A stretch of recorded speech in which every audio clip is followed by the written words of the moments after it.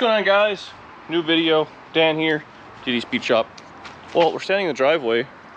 There's not one car there, not a car there. There's no car in the garage. That can only mean one thing. Got the garage winch out. Got a new project coming home. Well, it's not a new project, it's an old project I had before.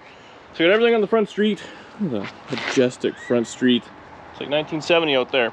That 56 Chevy two-door sedan, which I built last year. I bought it for $300 and soaked too much time and money into it. It's coming home. I'm gonna get it running and we're gonna sell it off. I mean, at the end of the day, we've got my 55, Danny's 57 two-door sedans. We got this wagon, and then I have another 57, which I want to probably two-door convert or do something like that. For myself as a daily driver, the 56 is super cool, but it was kind of built gasser style, just the way it kind of came out, because I can't get that out of my head. And I already have a 55 like that. So it's time for a new owner to take it away. Hopefully I'll make a few dollars on it and frees up both money and room, which are the two hardest things to come by in my experience.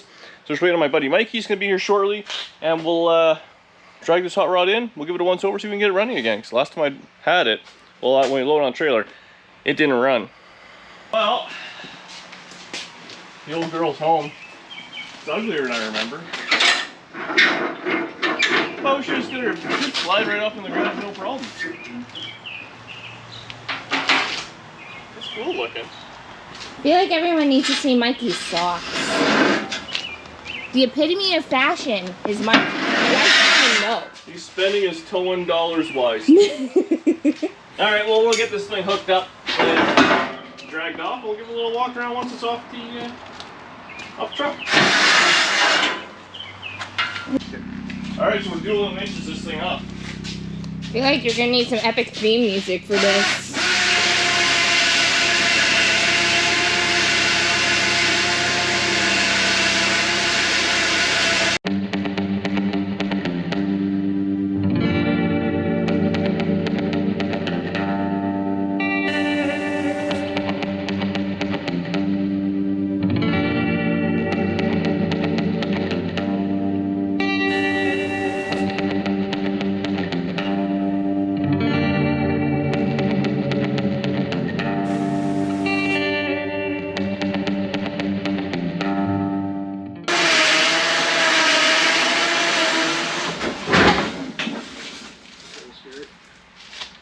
Keep going? Oh, yeah.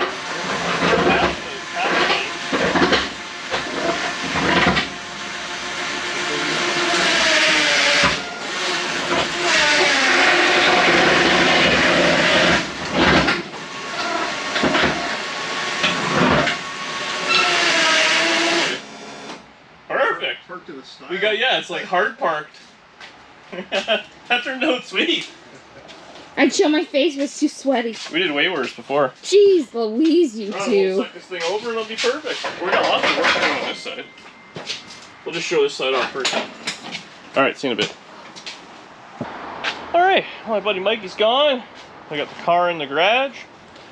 So this is my $300 56 Chevy that Danny bought me for my birthday last summer. Now, when I say a $300 Chevy, this is not how it looked, obviously. I had want ad out looking for a set of two-door doors. A gentleman contacted me and says, hey, I got a set of doors. They're attached to a car. Okay, he said, well, what do you want for the whole car? He said, $500. I'm like, for a two-door 56 Chevy? Yeah. Okay. So I went out and looked at it, and it was rough. No bones about it. We struck up a deal for $300 on the whole car. Now, the car, I've done a lot of work to it over the winter. There's a pile of videos on it. It was originally kind of like two-tone green on green, green on yellow. It was ugly, and it was rough. So I welded in patch panels there. They were done. The doors were good. The fenders needed the brows taken care of because they were rough. I put on rockers. It has a one-piece complete floor in it, front to back, with all new braces, all new bushings, all new bolts, carpet kit. These seats I just had. Actually, I'm going to keep these seats. It was a roller when I got it. There was no rear suspension. There's an axle welded right to the frame. So I did a pile of work on this. So it's got a 10 bolt out of a Nova, which is the right width. I have put a pocket kit in it so it can hold a wider tire, brand new leaf springs, brand new shock absorbers, all that. Up front, again, this motor and fans I really didn't even need.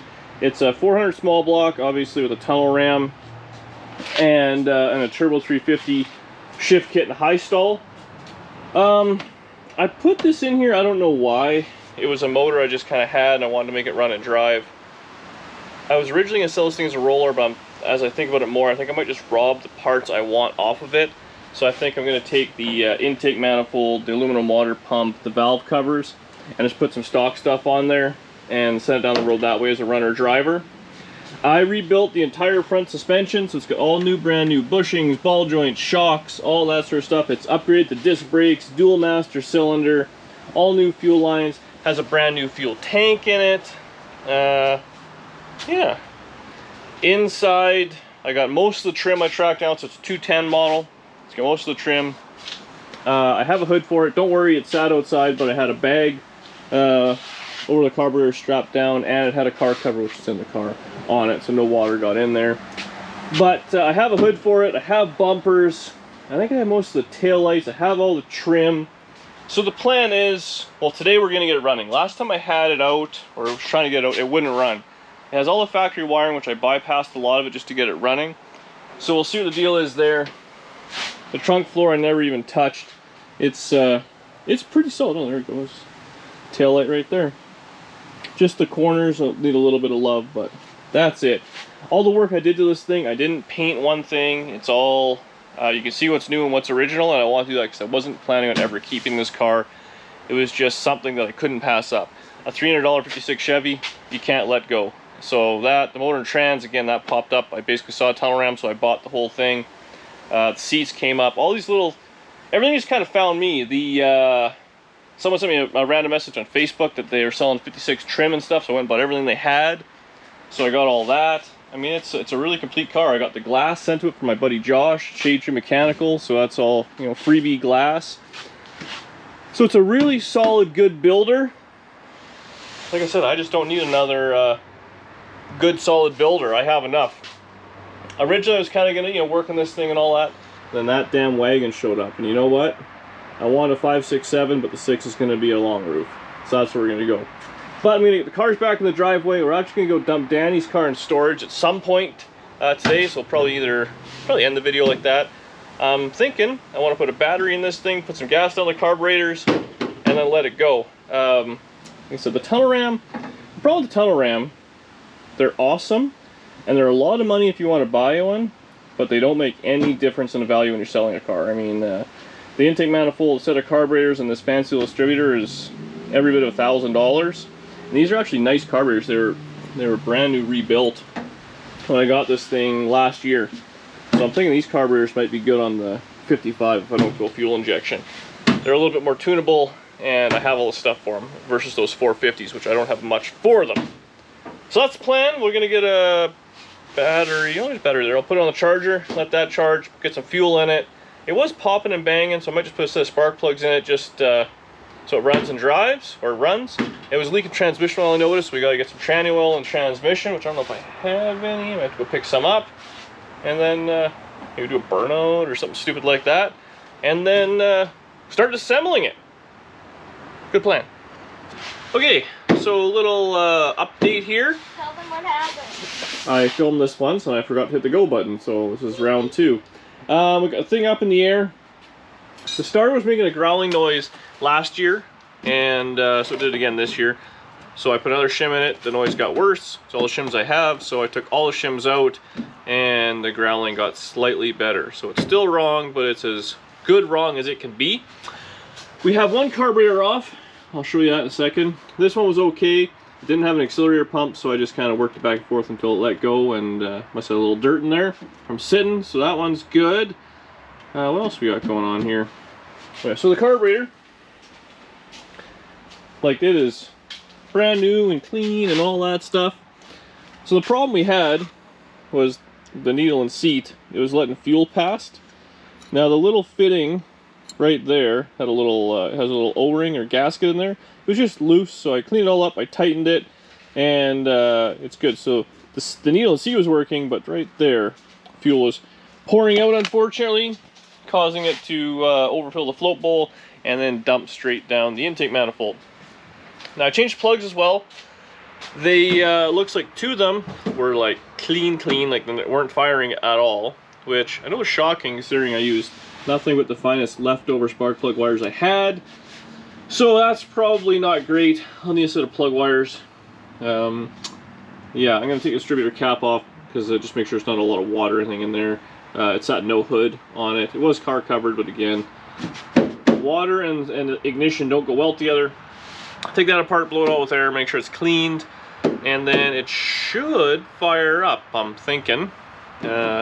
Starter's gonna growl a little bit, and I don't know if it'll hit on all 8, but any noise is better than no noise, as far as I'm concerned. And yeah, I'll put the list for some spark plug wires maybe tomorrow. Maybe I have it set in the shed or something like that. I just need some cheapies. And once we know it runs and drives, we'll probably end it, and we'll the next video will be stripping all the cool parts off this thing. Alright, I'm gonna put this carburetor back together and I'll bring you guys back. I tested the fuel pump. Doesn't look like the float bowls are leaking anymore, but I filled the bowls and I unplugged the fuel pump just for this test. We'll see if she has some ignition, a little bit of backfires.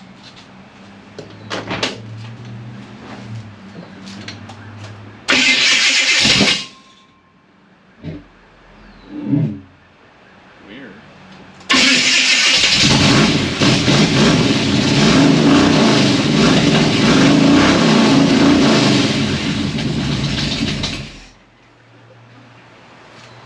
She's a runner. She's a track star. So I think this thing, it just has glass pack mufflers on it. See if there's any coolant in it. There's no belt or anything of any sort. So the water pump's not turning, but I want some water in the block.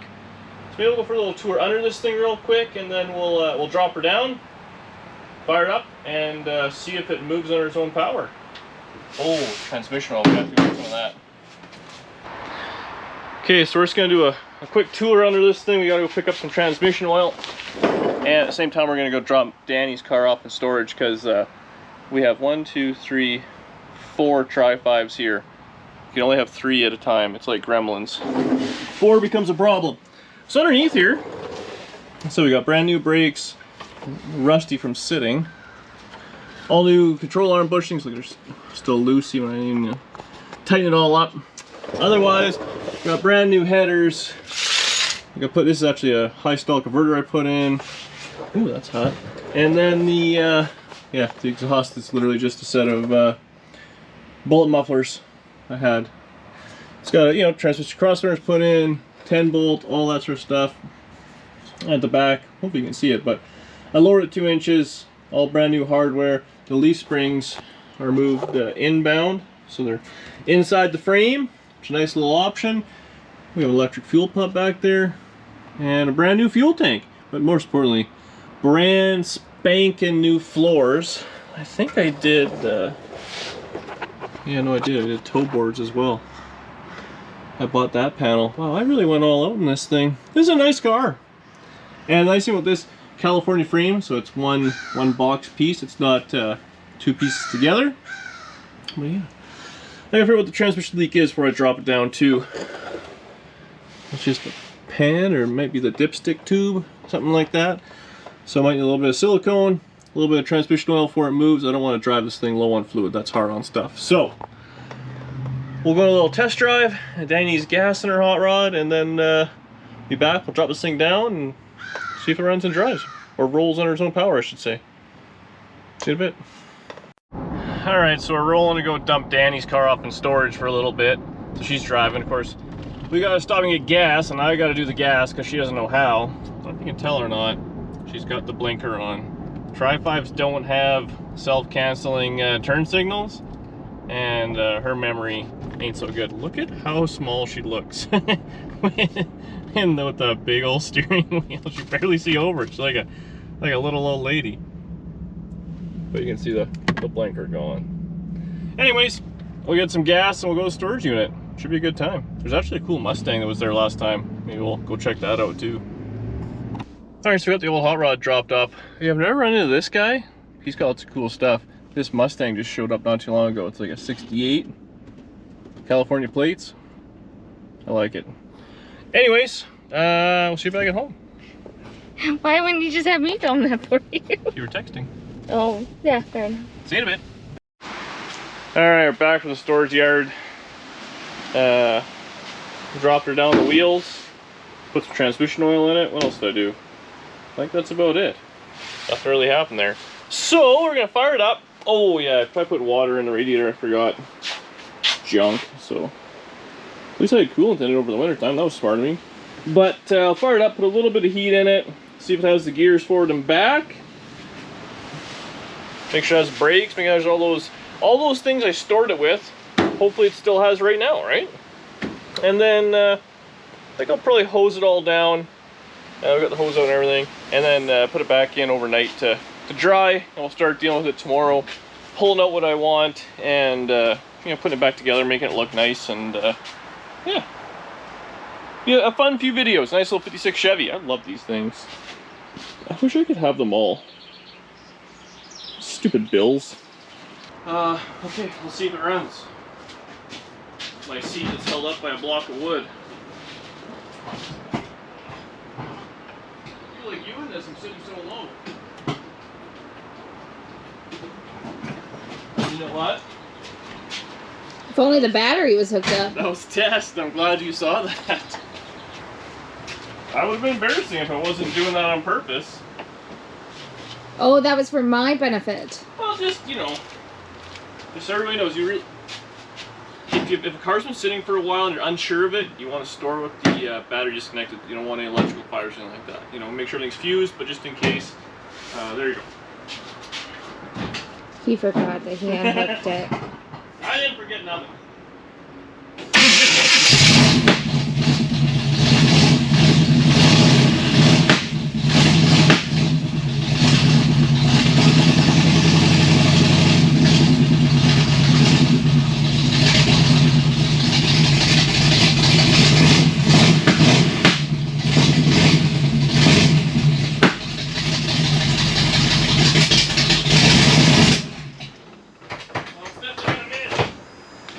Figure that out.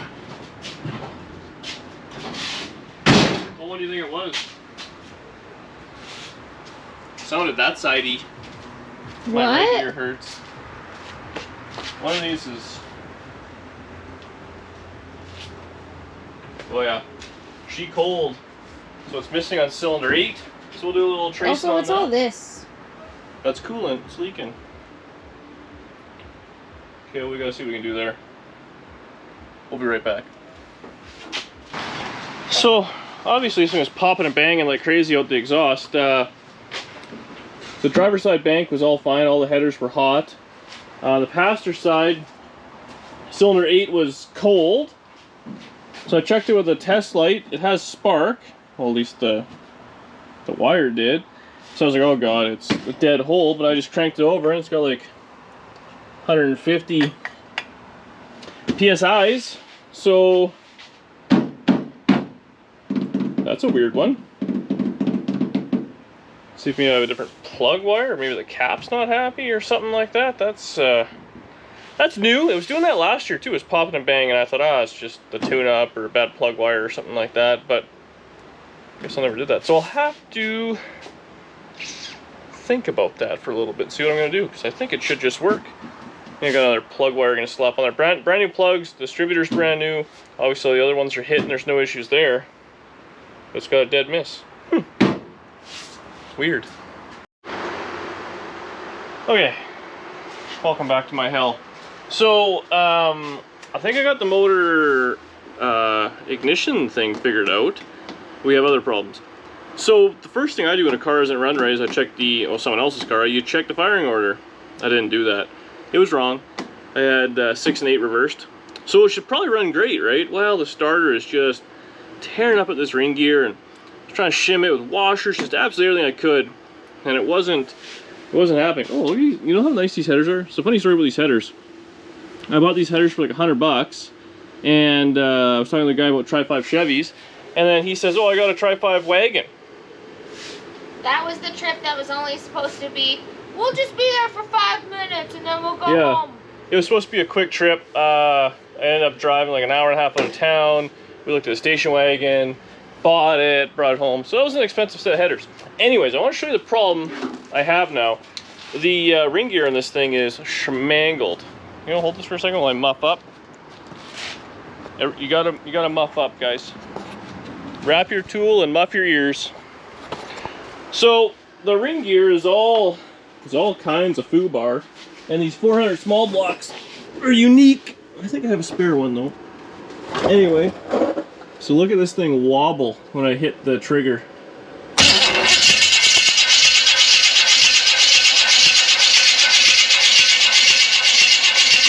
Hopefully that shows up on camera properly. So what it's doing is it'll crank like that, no problem. But then if it stops and it's on a weird wobble, then the starter won't engage and it just chews the hell out of the ring gear. So that's, well, it's not great, I'm not gonna lie. A ring gear is one of them things, either motor's gotta come out or transmission has to come out. So I feel like we're yoinking the transmission out of this thing, which is lame. I had this thing started on a run stand, but I guess I just didn't pay attention. So I bought this motor, just the fact that it was running and that was it. Motor, transmission were together, they're out of a running, driving car. So took a gamble, I think for 800 or 1,000 bucks or something like that for a small block, whatever. And ultimately, all I wanted was the intake manifold, and I mean that.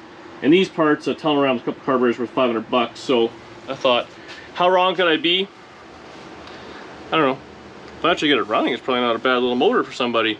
But I'm gonna have to think about that one. I gotta go double check if I have another ring gear, otherwise I'm gonna have to order one. I don't know if 400 ones are expensive or not, but 400s, just like a big block 454, are externally balanced. So the damper and the ring gear are both balanced. So you can't just put a regular small block one on, which I have piles and piles of. I think I have one 400. So I'll have to check. I don't have a lot of 400 stuff. And we'll go from there. Unfortunately, instead of the next video just kind of fluffing this thing up, making it look nice, maybe doing some burnouts and all that fun stuff, we're probably pulling a transmission, which is lame. But, whatever. It's all part of the game. So, I'm going to leave it there for tonight in this video. Stuff like that. If you guys have any questions about this fine $300 hot rod, let me know. I'm going to change wheels and tires, I think, put all the front dress on. Actually, I got a wicked hood I want to put on here just for looks. You know what, I'm gonna put the hood on. That's how we're gonna end the video. I'll be right back. So this ridiculous hood has been sitting in the living room for probably the last 6 weeks. Danny's hated it. Now she loves it. So this hood was on Kijiji, which is basically Canadian Craigslist in Edmonton, Alberta, which is 2 provinces over, probably about, I don't know, 15 or 18 hour drive away. So I had a buddy who lives out there go look at it. He's like, yeah, it was what it was. I wired the guy the money, he picked it up, stored it. Had another buddy relay it from Edmonton to Saskatoon, so that's halfway. Then another guy was coming through, he picked it up and brought her all the way home. So, thanks to all you guys. But anyways, obviously it's not for this car. It's a 56 fiberglass hood, I think it was 300 bucks. This giant scoop. It was on a legitimate race car. I don't even know when. This is all Saskatchewan stuff, radio station and whatnot. I like the way it looked. Honestly, I thought it would be cool on the wagon. I don't know if it'll actually be cool or not, but when fiberglass stuff comes up as a hood scoop, I just buy it. But it looks cool, eh? Look at that, I'm redeemed. You put a waste of money hood scoop on a car and you're not even mad at it anymore. So that's for leaving this hot rod. For now, for today, we'll be back at it tomorrow like always. Ripping and pulling parts apart.